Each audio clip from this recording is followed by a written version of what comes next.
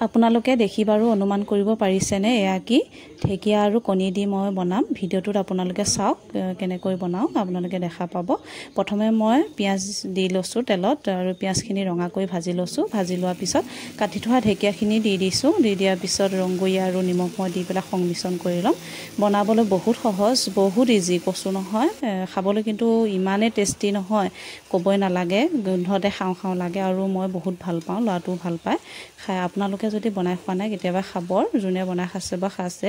আৰু এয়া দেখিছেনে সুন্দৰকৈ ভাজি লোৱাৰ পিছত মই কণীটো এনেদৰে ভাঙি দিছোঁ এটাও দিব পাৰে আপোনালোকে দুটাও দিব পাৰে আৰু এনেদৰে দিয়াৰ পিছত মানে এখন হাতে মোবাইলটো লৈ আছোঁ যে দিবলৈ অসুবিধা হয় ভাঙিবলৈ অসুবিধা হয় এখন হাতে মই ভাঙি দিছোঁ আৰু তেল মই কমাই দি বনাই খাওঁ যিকোনো বস্তুতে তেল অকণমান কমাই দিছোঁ সেয়া দেখিছেনে